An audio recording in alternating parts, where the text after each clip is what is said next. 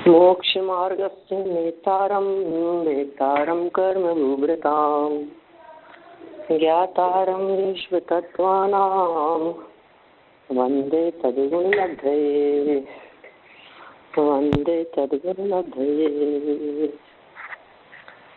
तत्वार्थ राजवार्तिक नामक यह ग्रंथ और इस तत्वार्थ राजवार्तिक ग्रंथ के दूसरे अध्याय के अंतर्गत पंच भावों की अपनी यहाँ चर्चा चल रही थी, जिसमें कल तक क्षयक्षमिक भाव के 18 वेद उनकी हम यहाँ चर्चा कर चुके हैं। आज हमारे को औदैहिक भाव के 21 वेदों के संदर्भ में बात करनी है।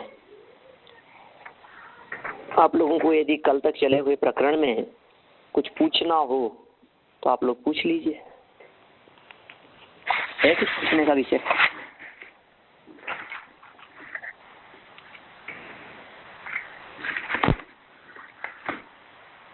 नहीं?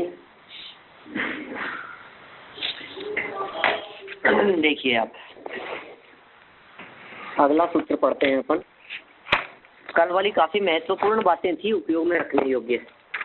कितनी आप लोगों के उपयोग में है और कितनी आप लोग उपयोग में रख सकते हैं, ये आपके ऊपर निर्भर करता है। तो मैंने कल जो क्षयोक्षम के संदर्भ में जो बात की गई थी कि भाई ये 9 इंद्रिया वर्ण, 9 इंद्रिया वर्ण का क्षयोक्षम बहुत इंपॉर्टेंट बात है। एक इंद्रिय जीव के, 2 इंद्रिय, 3 इंद्रिय, 4 इंद्रिय, पंचेंद्रिय, इन जीवों की अपेक्षा से वो विषय बहुत आसानी से ख्याल में आता है।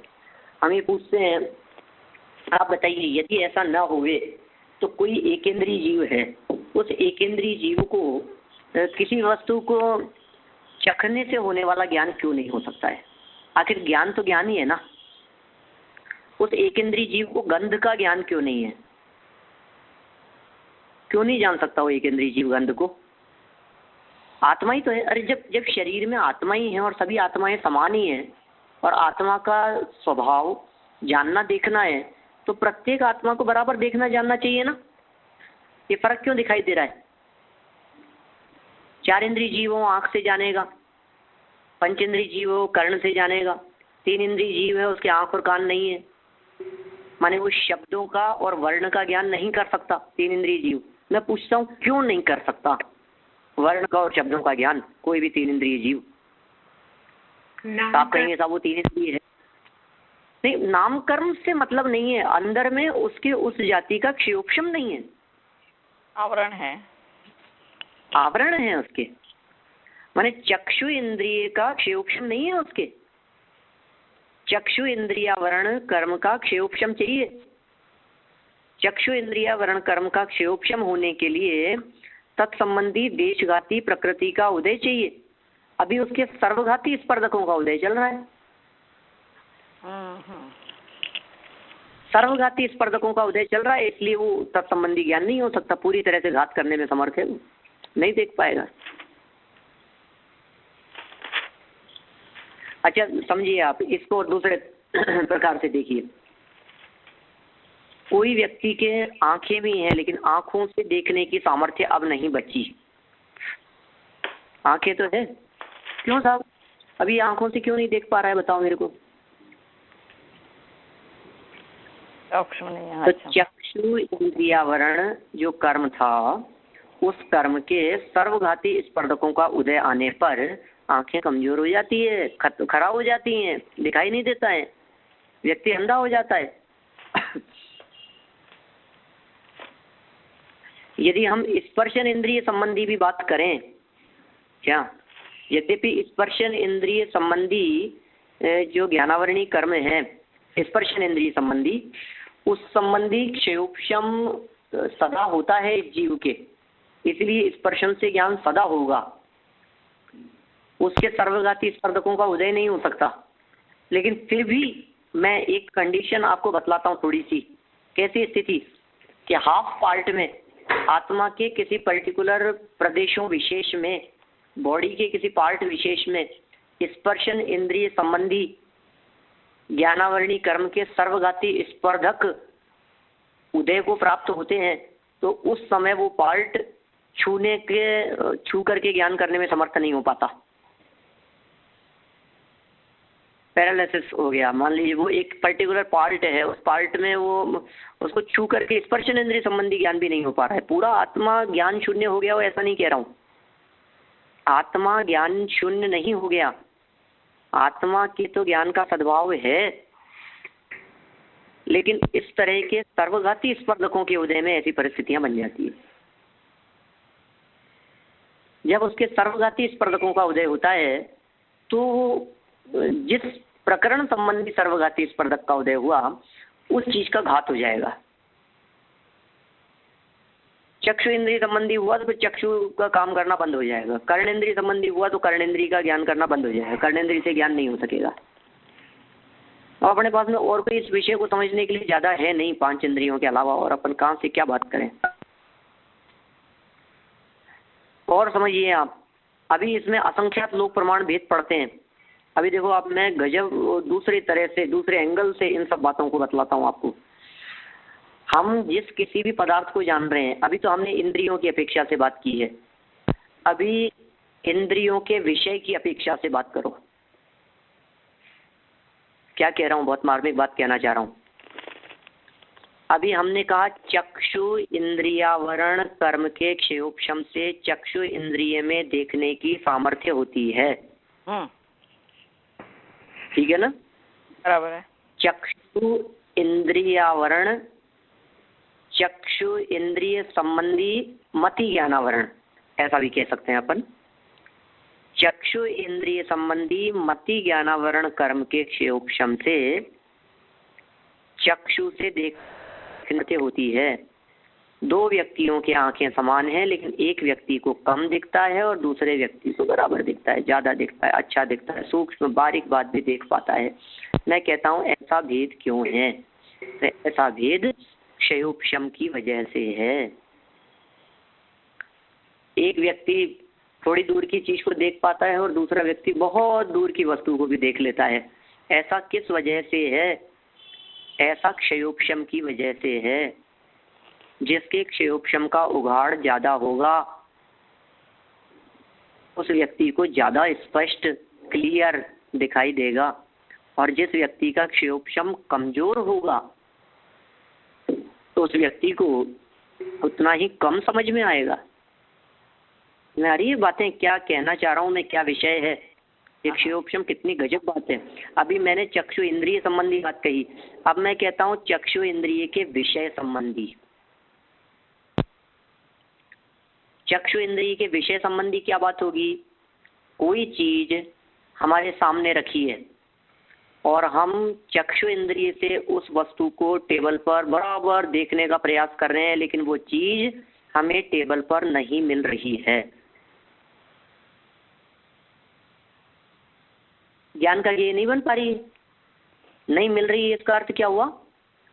वो वस्तु, वो पदार्थ हमारे ज्ञान का ज्ञेय नहीं बन पा रहा है। सीधा सीधा सा अर्थ हुआ इसका। अब प्रश्न मेरा, सामने है पर नजर नहीं आ रही है, क्यों? होते हुए भी नहीं दिख रही है, ऐसा क्यों? बताओ आप। टेबल पर ही है और 10 मिनट तक देखते रहे, नहीं दिखी, और फिर एकदम दिख गई। क्योंकि उस समय हमारे ज्ञान की पर्याय में वो नहीं आने वाला था। हाँ, नहीं आने वाला था, लेकिन उसका कर्म की तरफ से कोई लॉजिकली जवाब तो होगा। क्षयोपशम नहीं था। उस पदार्थ संबंधी आवरणी नाम का कर्म है एक, जो मति ज्ञानावरण है। ये मति ज्ञानावरण कर्म मूल में कितने? 5 प्रकार के। स्पर्शन इंद्रिय मति ज्ञानावरण, रसना इंद्रिय मति ज्ञानावरण, घ्राण इंद्रिय मति ज्ञानावरण, चक्षु इंद्रिय मति ज्ञानावरण, कर्ण इंद्रिय मति ज्ञानावरण। 5 हो गए। ये हो गए मति ज्ञान या मति ज्ञानावरण कर्म 5 प्रकार के। अब मैं ये कह रहा हूँ मति ज्ञान के 336 भेद हैं। तो मति ज्ञान के 336 भेद हैं, इसका मतलब मति ज्ञानावरण कर्म के 336 प्रकार होंगे। क्यों साहब? अवग्रह, अवाय धारणा, पीछे पढ़े हैं ना अपन ने। बहु बहुविदिशिक प्राणुक्त ध्रुवाणाम क्षेत्राणाम, अर्थस्य व्यंजनस्य उग्रह न चक्षुरेन्द्रियाभ्याम, सारे इनको सबको परस्पर में अपन गुना करें तो 336 भेद होते थे मति ज्ञान के।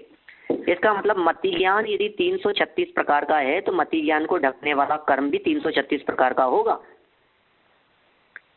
कभी चक्षु इंद्रिय संबंधी मति ज्ञान को ढकता है, कभी कर्ण इंद्रिय संबंधी मति ज्ञान को ढकता है, कभी स्पर्शन इंद्रिय संबंधी मति ज्ञान को ढकता है, कभी रसना इंद्रिय संबंधी मति ज्ञान को ढकता है। स्पर्शन इंद्रिय संबंधी मति ज्ञान पूरी तरह से नहीं ढकेगा, ठीक है ना, किंचित उगाड़ रहेगा उसमें।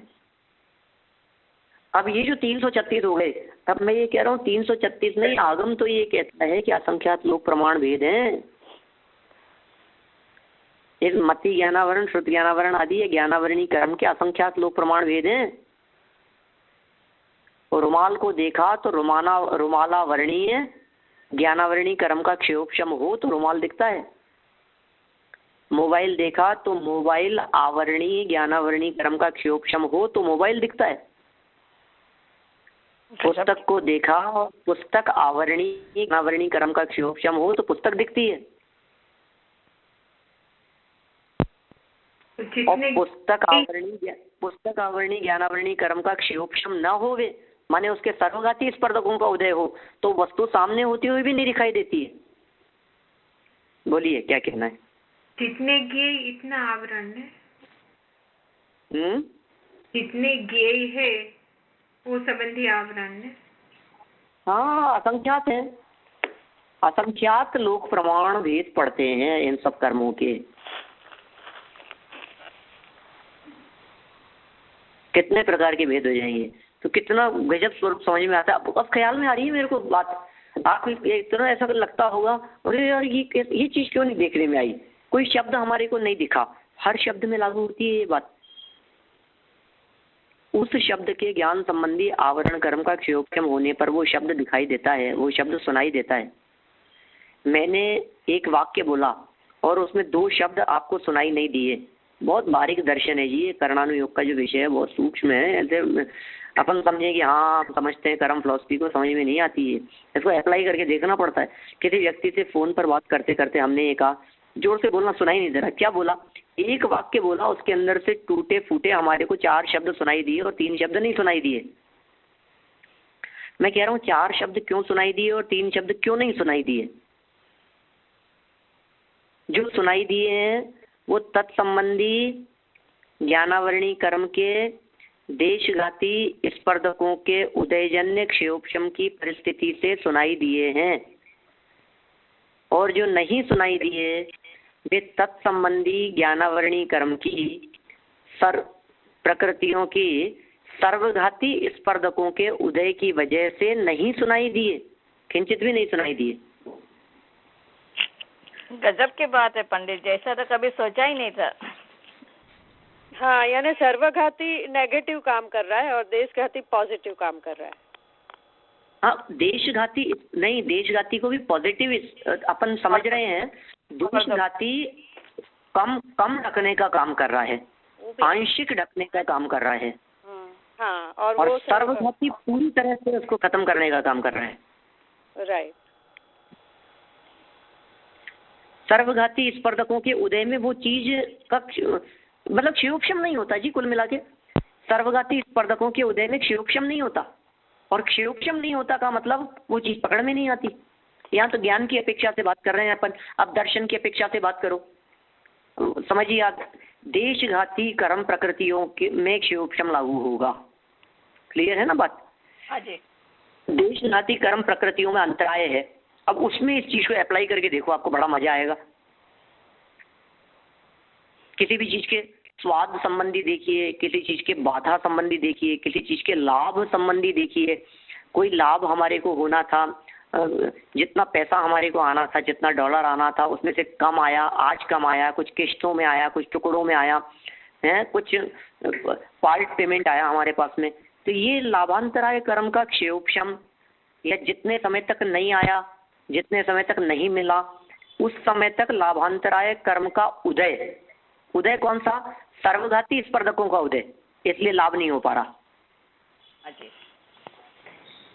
किसी पर्टिकुलर काम संबंधी की इस संबंधी हमारे को बिल्कुल भी लाभ नहीं हुआ, पूरी तरह से लाभ होता एकदम, तो लाभांतराय कर्म के सर्वघाती स्पर्धकों का उदय है, इसलिए किंचित भी लाभ नहीं हुआ। कि साहब लाभ तो 10,000 का होना था लेकिन 2,000 का ही हुआ। समझ लीजिए अब क्षयोक्षम जन्य दशा है, देशघाती का उदय है, आंशिक उदय, पार्टली स्थिति बनती है ऐसी पार्ट टुकड़ों में, किस्तों में, सब जगह लागू होगी जहां जहां आप इसको लगाएंगे। संजुलन आदि, हास्य आदि। कोई बहुत अच्छा हमने जोक सुनाया और हमारे अच्छा जोक सुनाने पर भी सामने वाले को हंसी नहीं आई, सब लोग हंस रहे हैं, ये क्यों नहीं हंस रहा है भैया? लगता है इसको समझ में नहीं आएगी, समझ में तो आ गया लेकिन हंसी क्यों नहीं आई, हंस क्यों नहीं रहा है? इसलिए नहीं हंस रहा है क्योंकि उसके मोहनीय कर्म की जो हास्य नामक प्रकृति है, जो कि देशघाती प्रकृति है, उस देशघाती कर्म प्रकृति के सर्वघाती स्पर्धकों का उदय होता है, तो हास्य रूपी कार्य नहीं होता, हंसने का काम नहीं होगा। हंसेगा ही, उसको अंदर से वही रिजल्ट ही नहीं दिखाई दे रहा। और जो हंस रहा है वो कि हास्य नामक कर्म प्रकृति के देशघाती स्पर्धकों का उदय या उसके क्षयोक्षम से हंसी आती है, उसके उदय में हंसी नहीं आती। कौन सी कर्म प्रकृति के उदय में किस प्रकार का कार्य हुए, सब में क्षयोक्षम जन्य। क्षयोक्षम में एक ही परिभाषा लागू होगी, देशघाती स्पर्धकों का उदय, सर्वघाती स्पर्धकों का उदयावीक्षय, सदअवस्था रूप उपशम। 3 कंडीशन कह दी हमने, जहां लगाओ वहां क्षयोक्षम हो जाएगा। वीर्यांतराय में लगाओ, भोजन के पचने में लगाओ, भोजन हमने ग्रहण किया, कितना पचा, कितने अंशों में। अभी तो एक नॉर्मल एक वाक्य कह दिया हमने, खाना खाया वो पचा कि नहीं पचा, अरे एक एक कण कण का अलग अलग हिसाब है। वीर्यांतराय कर्म का क्षयोक्षम और वीर्यांतराय कर्म के सर्वघाती स्पर्धकों का उदय बिल्कुल अलग अलग काम कर रहे हैं, हर परमाणु के साथ में। कितना खाएंगे तो कितना पचेगा, कितने अंशों में उसका क्या बनेगा, कितने पावर सहित शरीर के अंदर बॉडी में कितनी एनर्जी देगा, ये तो बहुत सारी चीजें हैं। नहीं खाने योग्य चीज खाते हुए भी एनर्जी नहीं मिलती है और नहीं खाने योग्य चीज खा करके भी एनर्जी मिल जाती है, ये तो सब बड़ी अद्भुत स्थिति है। तो इसका मतलब खाने से स्फूर्ति नहीं आती, खाने से एनर्जी नहीं मिली, इसका मतलब ये हुआ। अंदर का क्षयोक्षम दान देने के संदर्भ में लगाओ, दानांतराय कर्म का क्षयोक्षम होवे तो दान देना बनता है, और दानांतराय कर्म का उदय होवे तो दान नहीं दे पाता। अब ये तो हमने 2 मूल हिस्से बतला दिए, ये तो नॉर्मल बात है। दानांतराय कर्म का उदय होगा तो दान नहीं दे पाएगा, दानांतराय कर्म का क्षयोक्षम होगा तो दान देगा। ये मोटे मोटे 2 विभाजन कर दिए अपन ने। अब इनकी सूक्ष्मता में जाओ, कितना दान की घोषणा कर दी, कितना देगा, कितने समय बाद में दे पाएगा, और देने की सोचते सोचते हुए भी कब तक नहीं दे पाएगा, ये सब जब तक उसके सर्वघाती स्पर्धकों का उदय चलता रहेगा तब तक दान देने का भाव होते हुए भी वो दान का पैसा जेब में ही रखा है। हाँ हाँ दे देंगे ना, हाँ हाँ बिल्कुल देना है, अभी दे देंगे। देखो क्या चल रहा है अंदर में, कोई रोकने का भाव नहीं है, कुछ नहीं है, अभी दे देंगे, दे रहे हैं, अभी बैठे हैं यहीं पे, अभी चलेंगे तब दे चलेंगे। कब तक देने की स्थिति नहीं बन रही है, जब तक उसके सर्वघाती स्पर्धकों का उदय चल रहा है दानांतराय के,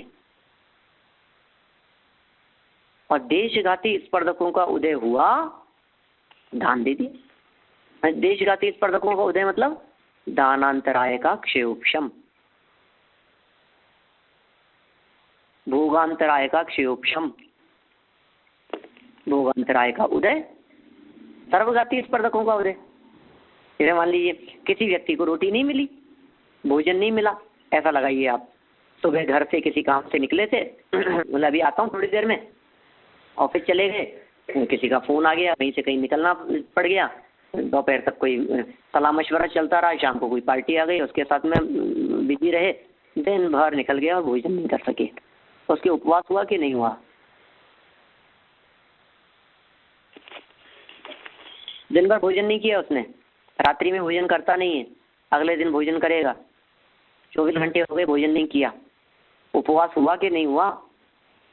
वैसे तो नहीं हुआ, क्योंकि उसका खाने की तो इच्छा थी मगर नहीं खा सका। तो आचार्य देव ये कहते हैं इसे उपवास नहीं कहते, इसके भोगांतराय कर्म का उदय था। भोजन करना और भोजन नहीं करना इंतवारी नहीं चलती। भोगांतराय लाभांतराय इन कर्मों का उदय होवे तो काम नहीं होता, भोग नहीं होता। और भोगांतराय कर्म का यदि क्षेयोक्षम हो तो भोजन हो जाती, भोजन की क्रिया हो जाती।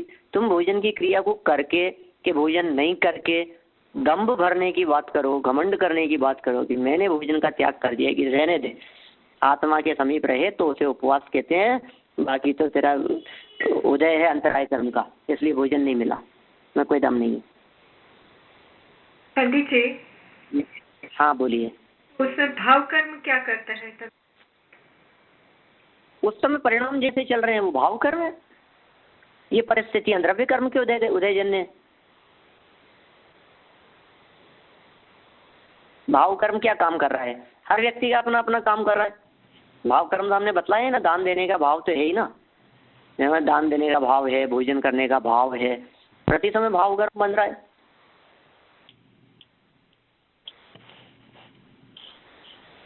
जब उपवास करते हैं तो क्या भोजन नहीं आना था इसीलिए ऐसा हमारा भाव हुआ? नहीं, भाव अलग चीज है। मिलना और नहीं मिलना, करना नहीं करना वो अलग मैटर है। वो देह की क्रिया है, वो जड़ की क्रिया है। भाव हमारे जो चलते हैं वो हमारे पुरुषार्थ पर निर्भर करते हैं।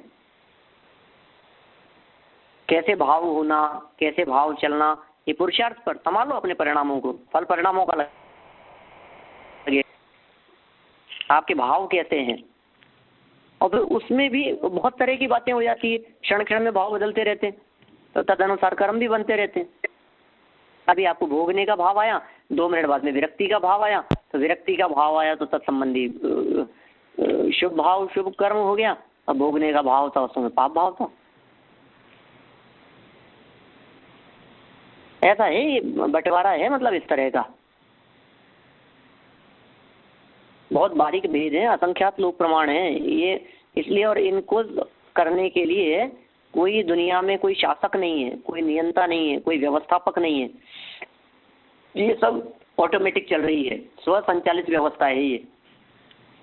इसलिए इतनी सिस्टमेटिक अपने पर ही आधार है ना, ये सब अपने पर ही आधार है। इसमें क्या है, सब सिस्टमेटिक है, कहीं कोई गड़बड़ी का चांस ही नहीं है। स्व संचालित व्यवस्था है, ऑटोमेटिक कर्म आते हैं, कर्म बनते हैं, चले जाते हैं। जैसे ऑटोमेटिक, फुली ऑटोमेटिक मशीन वगैरह होती है ना सारी, फुली ऑटोमेटिक है वॉशिंग मशीन, तो क्या होता है उसमें कि कुछ नहीं, अपने आप पानी लेगी, अपने आप चलेगी, अपने आप साबुन लेगी, अपने आप धोएगी, अपने आप सुखाएगी, अपने आप सब अपने आप बंद हो जाएगी, सब ये सब अपने आप हो जाएगा।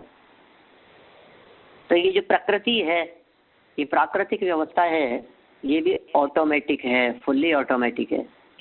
इसमें भी अपने आप कर्म आ जाएंगे। हाँ, देशघाती का जो क्षोभम होगा तो ही वो काम होगा कुछ भी। हाँ, जब देशघाती का क्षोभम होगा, हमें उदय होगा तो ही काम होगा सब है। देशघाती कर्म प्रकृतियों का देशघाती स्पर्धकों का उदय, उसका नाम है क्षय उपशम। राइट, तभी काम होगा कुछ भी, तभी काम होगा। लाभांतराय का क्षय उपशम होगा, भोगांतराय का क्षय उपशम होगा, उपभोगांतराय कर्म का क्षय उपशम होगा। उपभोगांतराय कर्म का उदय होगा तो उपभोग नहीं कर पाओगे। अरे घास रही रोटी ले बिलावड़ो, कोई बिलाव लेकर के भाग गया राणा प्रताप के बेटे के लिए, जंगल में भटक रहे थे। बोलो आप कैसी दशा थी महाराणा प्रताप। और बेटा परिवार साथ में था, और भूख लगी तो खाने की व्यवस्था नहीं थी, और घास की रोटी बनाई उसके लिए, और घास की रोटी बनाई और उसको एक बिलाव लेकर के भाग गया।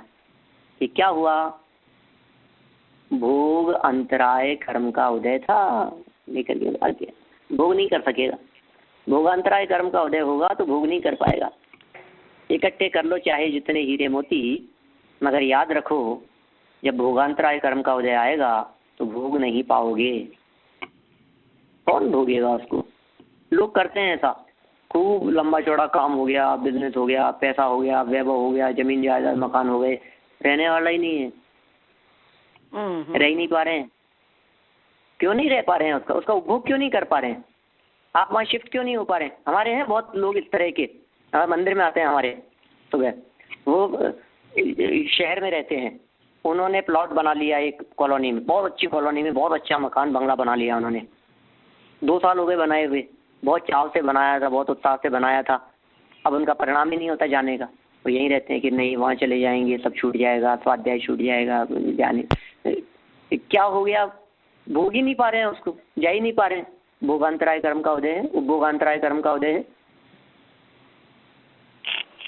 पंडित जी, खा नहीं पा, थाली में रखी हुई रोटी थाली में रह जाती है, भोगांतराय कर्म का उदय होता है। तो बोलिए ना, मैं पूछ रही थी कि जो जो इंद्रियों का शौक्षण है वही इंद्रियों मिलती है, तो उसको दोनों के बीच में अविनाभावी संबंध है ना? क्षयोपशम के बीच में और इंद्रियों के बीच में, हाँ, जो इंद्रियों का अविनाभाव, देखिए इसमें अविनाभाव संबंध इसलिए नहीं कह सकते क्योंकि अविनाभाव संबंध मानने पर चक्षु इंद्रिय जिस जिसको मिली है सबके चक्षु इंद्रिय संबंधी ज्ञान बराबर होना चाहिए। अच्छा अच्छा। लेकिन सबके चक्षु इंद्रिय संबंधी ज्ञान बराबर नहीं है। सबके चक्षु इंद्रियां तो बराबर है, आपके भी 2 हैं, मेरे भी 2 हैं, सबके 2 चक्षु इंद्रिय मिली हैं और उदय से मिली है। इसलिए चक्षु इंद्रिय का मिलना ये निर्माण नाम कर्म के उदयजन्य अवस्था है। अच्छा, उदयजन्य। नाम कर्म की प्रकृति, नाम कर्म की एक प्रकृति है निर्माण नाम कर्म। तो कैसी चक्षु इंद्रिय मिलना, उसका रंग रूप आकार प्रकार, चक्षु आंखें कैसी होना, बड़ी होना, छोटी होना है, वो सब चक्षु इंद्रिय का काम। उसके संरचनात्मक स्थिति, पौद्गलिक स्थिति जो कि बॉडी पार्ट है, वो नाम कर्म के उदयजन्य है। अब उससे कितना प्रयोग ले पाएगा, उसके माध्यम से ज्ञान कितना छूट पाएगा। माने देखिए ऐसा समझ लीजिए आप, ये तो अंदर से ज्ञान का प्रवाह बाहर में कितना निकले, कि ज्ञानावरणी कर्म जितना छोड़ेगा उतना बाहर निकलेगा। ज्ञानावरणी कर्म के लिए पर्दे का उदाहरण दिया है शास्त्रों में।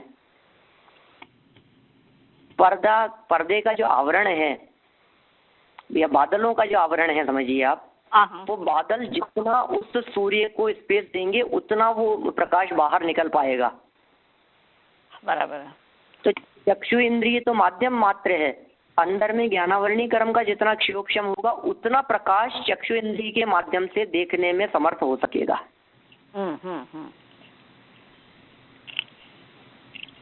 बढ़िया। अंदर ही प्रकाश नहीं है, अंदर ही क्षयोपशम नहीं है, अंदर ही सर्वघाती स्पर्धकों का उदय आ गया, फिर भी नहीं दिख रहा है। देखो कभी कभी ऐसा भी होता है। अभी देखिए आप, हम बात करें आत्मा के अंदर या समझिए आंखों में देखने की सामर्थ्य तो दिख रही है, लेकिन दिखाई नहीं दे रहा बिल्कुल भी। ऐसा होता है कभी? हमने टेस्ट कराया, डॉक्टर कहता है आंखें बिल्कुल सही है, मेरे को प्रॉब्लम हो रही है। ऐसा होता है ना कभी कभी, होता है कि हमारे को प्रॉब्लम हो रही है और डॉक्टर कहता है कि नहीं नहीं बिल्कुल सही है। तुम्हारे बिल्कुल सही कहने से क्या होगा, परेशानी तो मेरे को हो रही है ना। तो कहा डॉक्टर आपके अंगों को देख करके कहता है कि सब बराबर है। डॉक्टर क्या कह रहा है, अंगों को देखा डॉक्टर ने, अब कह रही आंखें बराबर है, बिल्कुल सही है, इनकी संरचना ये सब इसी तरह के होते हैं, एक्सरे करवा लिया, सोनोग्राफी करवा ली, न मालूम MRI वगैरह सब करा करके देख लिया, सही है बिल्कुल, कोई खराबी नहीं है, कोई प्रॉब्लम नहीं है। तो फिर क्यों हो रहा है ऐसा? कि फिर इसलिए हो रहा है कि अंदर में तुम्हारे तत्संबंधी क्षयोपशम नहीं है, इसलिए नहीं देख पा रहे हो, इसलिए नहीं जान पा रहे हो। जानने देखने का काम आंखों से थोड़ी ना होता है, जानने देखने का काम तो ज्ञान से होगा। आंखें क्या कर लेगी? इसलिए चक्षु इंद्रिय का और अंदर में ज्ञानावरणी कर्म के क्षयोपशम का निमित्त नैमित्तिक संबंध तो है और घना निमित्त नैमित्तिक संबंध है। लेकिन फिर भी उसे अविनाभाव संबंध नहीं कहा जा सकता। बराबर है, बढ़िया है। लेकिन और देखिए, इसी चीज को मैं थोड़ा सा और दूसरे प्रकार से बताता हूँ। चक्षु इंद्रिय तो है, बराबर है, ठीक भी है, लेकिन आपने चक्षु इंद्रिय बंद कर रखी है, नेत्रों की पलकें बंद है, तो आपको चक्षु इंद्रिय संबंधी ज्ञान नहीं हो पा रहा। मैं कह रहा हूँ नेत्रों की पलकें बंद होने पर ज्ञान क्यों नहीं हो रहा? क्योंकि तत्संबंधी अंदर में क्षयोक्षम का अभाव है। उसमें भी बहुत घना निमित्त नैमित्तिक संबंध है, आंखों के बंद कर लेने पर नहीं दिखता है। गजब की बात है। हमने इन सब विषयों के संदर्भ में ये जो यहाँ जो वाक्य दिए हैं ना, ये आपको ऐसे लगे जैसे मान लीजिए कोई व्यक्ति इतनी चर्चा को सुनने के बाद, अभी हमारी आधे घंटे से ये चर्चा चल रही है, इस चर्चा को सुनने के बाद कोई व्यक्ति ये बात कहे कि साहब आप जो ये बातें बता रहे हैं, क्या ये बातें किसी शास्त्र में भी लिखी है क्या? या पंडित जी आप अपने मन से बता रहे हो? फिर आप बताओ हमारे को कौन से शास्त्र में लिखी है, हम तो वहीं से मानेंगे। कोई आगम प्रमाण है आपके पास में इन सब बातों के लिए? फिर क्या बात कर रहे हैं? कल तो हमने पंक्ति पढ़ी है यहाँ पर, कौन सी पंक्ति पढ़ी है? पंचेंद्रियत्व समान होने पर भी जिसके संगी जाति नाम कर्म के उदय के साथ ही नौइंद्रिया वर्ण का क्षयोपशम होता है। इंद्रियां तो सब उतनी होती है, इंद्रियां तो सैनी पंचेंद्रिय की भी उतनी है और असैनी पंचेंद्रिय की भी उतनी है। इंद्रियों में क्या फर्क है बताओ? सैनी पंचेंद्रिय, असैनी पंचेंद्रिय, दोनों जीवों के इंद्रियों में, शरीर में, शारीरिक संरचना में कहाँ फर्क है? कहीं भी फर्क नहीं है, दोनों के एक समान है शारीरिक संरचना। एक पेड़ की शाखा के ऊपर दो पैरट बैठे हुए हैं, पिजन बैठे हैं, कुछ भी समझ लो आप, कबूतर हैं, तोता है, दो बैठे हैं। दो में से आप यदि उनकी फोटो खींचते हो तो दोनों एक जैसे दिखते हैं। हम ये कह रहे हैं दो में से एक संगी पंचेंद्रिय है और एक असंगी पंचेंद्रिय है। ये बात हम कह नहीं सकते, ये बात तो हम समझने के लिए कह रहे हैं कि दो में से ऐसा हो सकता है, एक सैनी पंचेंद्रिय हो, एक असैनी पंचेंद्रिय हो, ऐसा संभव है। माने पंचेंद्रियत्व समान होने पर भी, बाहर से देखने पर वो एक समान दिखने पर भी, अंदर में अग्नि जाति कर्म का उदय होना चाहिए। इस संगी जाति नाम कर्म के उदय के साथ साथ में नौइंद्रिया वर्ण का जो क्षयोपशम है वो है या नहीं है उसकी? नौ इंद्रिय वर्ण क्या चीज है? नौ इंद्रिय शब्द का अर्थ है मन, नौ इंद्रिय मतलब मन। तो नौ इंद्रिय वर्ण माने मन को ढकने वाला एक कर्म। नौ इंद्रिय वर्ण कर्म क्या होगा? मन को ढकने वाला एक कर्म। तो बोले मन को ढकने वाला जो कर्म है, उस कर्म के सर्वघाती स्पर्धकों का उदय होगा तो उसके मन नहीं होगा, वो असंगी होगा। बहुत बढ़िया। और उसके सर्वघाती स्पर्धकों का उदय न होकर देशघाती स्पर्धकों का उदय होगा, माने क्षयोपशम। क्षयोपशम का मतलब क्या? कि उसके देशघाती कर्म प्रकृति के, जो देशघाती कर्म प्रकृति है उसके सर्वघाती स्पर्धकों का वर्तमान में उदय में नहीं आना, भविष्य में जो उदय में आने योग्य थे उनका उपशम रहना, पड़े रहना, और जो वर्तमानकालीन देशघाती स्पर्धक थे उनका उदय में आना, इसका नाम है क्षयोपशम। बराबर, वही संगी होता है, अन्य नहीं। अभी अब इसके लिए और क्या प्रमाण देवें आपको? साफ साफ लिख दिए यहाँ पर बात। अब इससे ज्यादा आप क्लियर यदि कहीं देखना चाहें तो फिर तो आपको हमारे पास आना पड़ेगा, और तो कहीं नहीं मिलेगा। हम उसको खोल के बतला रहे हैं ना आपको, स्पष्ट करके। बहुत बढ़िया। आपको यदि नहीं समझ में आए तो आप शंका रखें, लेकिन ये बिल्कुल अपेक्षा न रखें कि हम इस चीज को आपको कहीं किसी शास्त्र में स्पष्ट लिखी हुई बता दें। ये तो तभी लिखी हुई होगी जब हम ही कभी लिखेंगे, फिर आगे 100-200 साल बाद में बता देंगे फिर कोई लोग कि देखो देखो इन्होंने लिख रखी है ऐसी। अब कोई शंका हो तो बोलिए। नहीं, बहुत बढ़िया। हाँ पंडित जी, आपने शुरू में जब स्पर्शेंद्रिय सिवाय और इंद्रिय की बात की, तो वो स्पर्शेंद्रिय की बात क्यों नहीं ली थी इसमें? स्पर्शन इंद्रिय की बात मैंने इसलिए नहीं ली क्योंकि स्पर्शन इंद्रिय के सर्वघाती स्पर्धकों का उदय जीव के आता ही नहीं है संसार दशा में। तो स्पर्शन इंद्रिय संबंधी सर्वघाती, हाँ, जड़ हो जाएगा जीव, जड़ हो जाएगा। वो एक इंद्रिय तक का है, उसके आगे नहीं है फिर। हाँ हाँ, बराबर। मतलब उसको एक स्पर्शन इंद्रिय संबंधी ज्ञान का उगाड़ तो रहेगा ही रहेगा, इतना तो उसके चेतन का प्रकाश रहेगा ही, क्योंकि इतना भी चेतन का प्रकाश नहीं होगा तो फिर वो अचेतन ही हो जाएगा, फिर ज्ञान का, फिर आत्मा का ज्ञान लक्षण ही नहीं रहेगा। देखिए, इस संबंध में मैं ये कहना चाह रहा हूँ, सर्वघाती स्पर्धक, सर्वघाती कर्म प्रकृतियां आत्मा के स्वभाव को कितना भी ढकने का प्रयास करे, कितना भी आवृत करने का प्रयास करे, लेकिन आत्मा इतना सामर्थ्यशाली तत्व है कि वो कभी भी उन कर्मों के आगे पराजित होता ही नहीं है, कभी पराजित नहीं होता है। इतना सामर्थ्यशाली तत्व है आत्मा। कर्मों का बस चले तो आत्मा को पूरी तरह से नष्ट नाबूद कर दे, बिल्कुल खत्म कर दे, जड़ बना देवे, अस्तित्व मिटा देवे। लेकिन कर्म कितना भी अपना तीव्र उदय दिखाने का प्रयास करे, आत्मा अपनी स्वभाव सामर्थ्य के बल पर अपना प्रकाश दिखाए बिना नहीं रहेगा। ज्ञान का प्रकाश सदा मौजूद रहता है।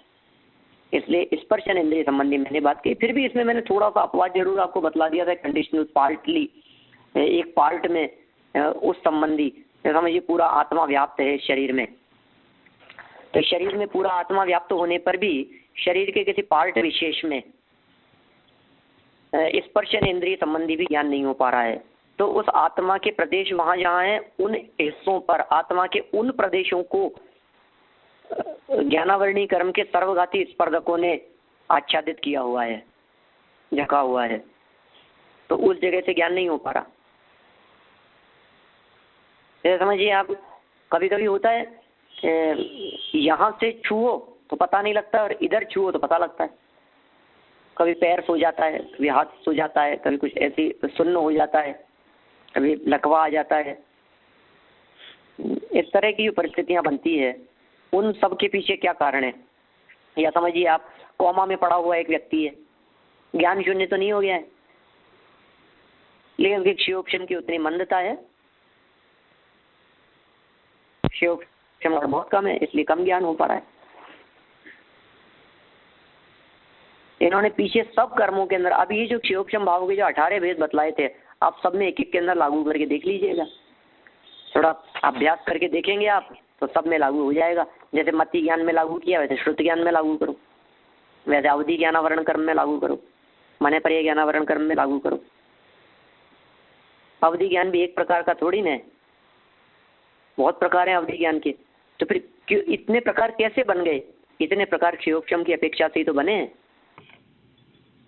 कितने अंशों में उदय है और कितने अंशों में उदय का अभाव है, कितनी देशघाती कर्म प्रकृति का उदय और कितने सर्वघाती स्पर्धकों का उदय चल रहा है उसमें। ये परिस्थितियां बदल जाती है। और ये एक बात और है कि ये जो कर्म बंधते हैं, अंदर में बंधे हुए कर्मों की संख्या तो अनंत है, अनंत कर्म वर्गणाएं है ना जो बंधी हुई है। अब अनंत कर्म वर्गणाओं का परिणमन हो रहा है, तो अब अनंत कर्म वर्गणाओं के परिणमन में से कौन सी वर्गणा किस रूप परिणमित होकर के कैसा फल दे रही है, ये स्वतंत्र है। हर पुद्गल परमाणु का परिणमन स्वतंत्र है, तो उसमें से कौन सा ग्रुप कितने पुद्गल परमाणु का कैसा इफेक्ट आ रहा है, कितने पुद्गल परमाणु का कैसा इफेक्ट आ रहा है, तो थोड़े थोड़े से के अंदर फर्क पड़ जाता है। आत्मा को कितना आवृत किया हुआ है, कितना ढका हुआ है, कैसा उसका फल मिलेगा, रिजल्ट किस प्रकार का आएगा। जैसे मति ज्ञान, शुद्ध ज्ञान, अवधि ज्ञान, मने पर ज्ञान के अंदर ये बात लागू करी। अब इसे चक्षु दर्शनावरण, अचक्षु दर्शनावरण, अवधि दर्शनावरण सब में लगाओ। तीन ये भी तो है, ये भी तो क्षयोक्षम के भेद है ना। 4 और 3 7। मोहनी में लगाओ, संज्वलन में, हास्य, रति, अरति, शोक, भय। एक घटना सबको डर बराबर नहीं लगता, किसी को डर लगता है, किसी को नहीं लगता है। त्रिवेद, पुरुष वेद, नपुंसक वेद सब हो गए। फिर उसके बाद में और आगे बढ़ो, इधर और कौन सी कर्म प्रकृतियां बच गई?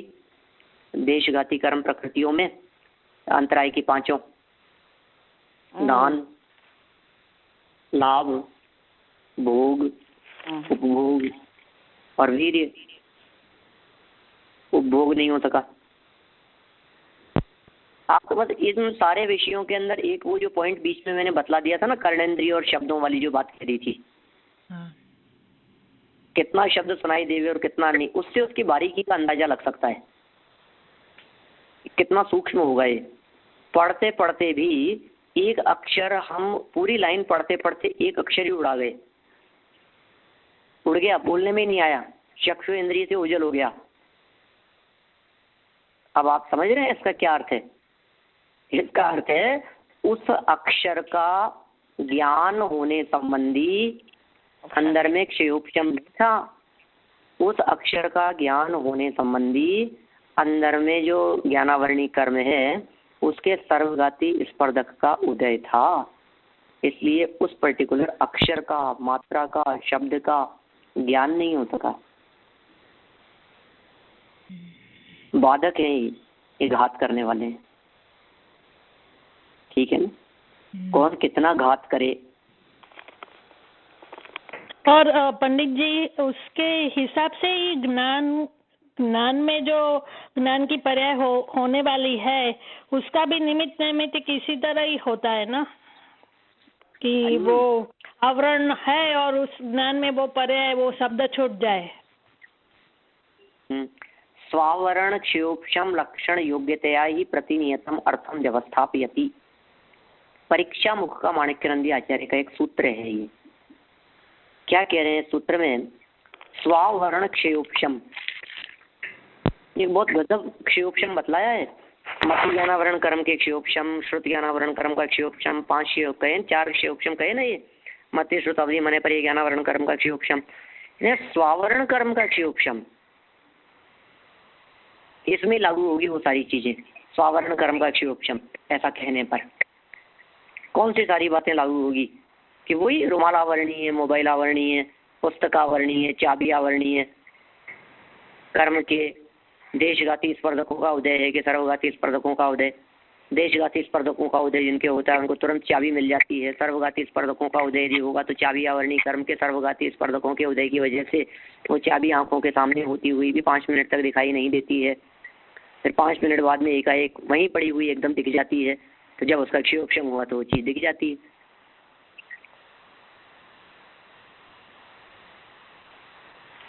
तो हमारा जो क्षयोपशम ज्ञान है उसका मतलब ही ये हुआ कि जो ज्ञान चलता है वो बराबर क्षयोपशम के दोनों पैरेलल चलते हैं। हाँ, ज्ञानावरणी कर्म के हिसाब से ही चल रहा है, यही अर्थ है इसका। हमारा जो वर्तमान में ज्ञान चल रहा है या ज्ञान जो जानने का काम कर रहा है वो ज्ञान के द्वारा जो जानने का काम हुआ है वो सब काम क्षयोपशम के आधार पर ही हो रहा है। हाँ, अंदर ज्ञानावरणी कर्म के देशघाती और सर्वघाती स्पर्धकों के उदयानुसार ही कार्य हो रहा है। और जो आत्मा का ज्ञान होगा अंदर का, जो क्या बोलते हैं आत्मा का ज्ञान, सो आत्मा को जानते हुए पर्याय उत्पन्न होते, उसमें कोई अब भी होगा शायद कर्मों का कुछ रिश्ता होगा, लेकिन वो बाहर का नहीं है, अपने ज्ञान के विषय के अनुसार है। लेकिन पुरुषार्थ प्रबल है वहाँ। वीर्य। हाँ, पुरुषार्थ की जिसका अंदर में उपयोग जाने का पुरुषार्थ होगा, फिर वहाँ मति ज्ञान श्रुति ज्ञान बाधा उत्पन्न करने वाले नहीं। ज्ञानावरणी कर्म तो पर को जानने में बाधा उत्पन्न करता है, अपने आप को जानने में नहीं। बराबर। दूसरी वस्तु जानने में न आ सके वो अंदर का ज्ञान, अंदर प्रकाश। जैसे देखिए सूर्य के आगे बादल आ गए तो सूर्य का प्रकाश बादलों की वजह से जो ढका है वो बाहरी आने से ढका है, अंदर भी तो रहेगा।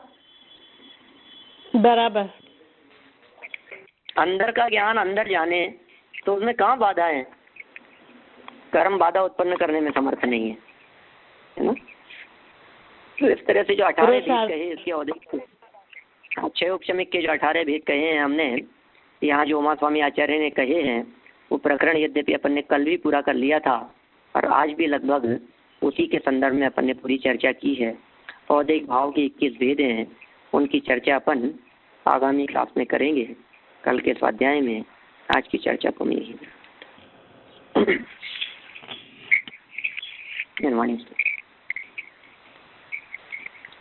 जावाणी के ज्ञान से सुझे लोकालोक, तो वाणी मस्तक नमो सदा देत हूँ धूप, सदा देत हूँ धूप।